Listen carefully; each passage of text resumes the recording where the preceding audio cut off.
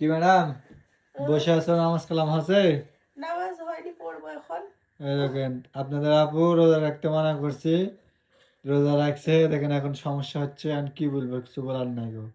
আমি বলছি আল্লাহর রহমতের জিনিস, হ্যাঁ তুমি পরে থাকো, কথা শুনেনি লাও। এত কথা বাদ দাও, কি আর দিছো? আল্লাহ, এত কিছু কে? তুমি একদিনে যা করছো তো করছো। হাইরি মা। আসসালামু আলাইকুম সবাইকে।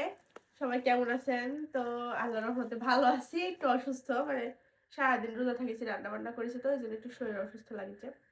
আপনাদের ভাই ইফতারি করে বাজারে গেছিল, এত কিছু আনা লাগবে কিসের জন্য? তোমার এই সময় এগুলা খাইতে হবে, আর তুমি একদিনে যা করছো তো শরীরের কথা আর থাক না, আমি বলবি। দেখি খুলে আপনাদের ভাই কি কি আনিস আমার লেগে। আসলে আমাকে রোজা থাকতে দিবে না, আমি জোর করে রোজা ছিল। এখন একটু শরীরের সমস্যা হচ্ছে, আল্লাহর মধ্যে ঠিক হয়ে যাবে, সমস্যা নেই, টেনশন করো না। কি এগুলা? পেয়ারা। হুম। এই তো পেয়ারা আনিছে। আগের ফল খায় শেষ করতে হয়নি। তারপরে এই তো ডিম সিদ্ধ আনিছো। হ্যাঁ। আল্লাহ, হাট থেকে ডিম সিদ্ধ কিনে আনিছে, দেখেন তাহলে। আর এই জায়গা কি আনিছে দেখি। এটা আমি জানি, আমি খাইতেছি সেদিন কেলা। কি এটা? আঙ্গুর। ইয়া খুব এই তো। খুশি। এই তো। মানে সেদিন যে আপনাদের আবু বাজারে যে আঙ্গুর খাচ্ছে, মানে আমি কিনে নিতে পারিনি, আমার এমন খারাপ লাগছে। তো আমি আজকে টেকা ছিল এই না, তো তাও আমি কষ্ট হয়ে গেলে হলেও নিয়েছি। কালো আঙ্গুর অনেকগুলো। হ্যাঁ। এতগুলো আনা লাগবে কেন? মেলা টাকা দামলা। তা কি হয়, তুমি খাইতে থাকলে সময় তোমার না খাওয়া হয়। আর এগুলা কি? এগুলা হচ্ছে বেদেনা। ছোটগুলো নিছো? এই তো বেদেনা। পাকা দুই তো রকমের সুদূর। বেদম লিছি। সুদূর পাকা তো। হ্যাঁ কাইতে লিছি, বেদনা দুই রকমের লিছি দেখো। তুলো লাগে কিছু জন্য।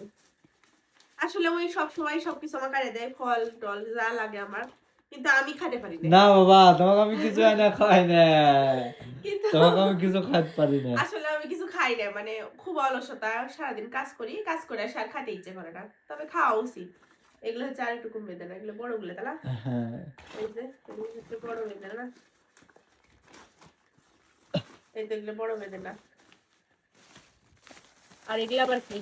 আজকে এত বাজার করে আনিছে, এই জন্য আমি এখানে একলা বাজারে ছাড়ি না কো। বাজারে গেলে এক দুপুর করে বাজার করে। এগুলা কার লেগে লেগেছে, আমার লেগে না তোমার লেগে লেগেছে? এই তো এগুলো হচ্ছে আপেল। আপেল আমি খাইতে পারি না। আপেল, খাইতে হবে আপেল। তুমি একদিনে শরীরের অবস্থা কি করছো তুমি ভাবো তো। আপেল। রোজা জিনিস ওই জন্য আমি কিছু বলিনি তোমাকে আমি আর।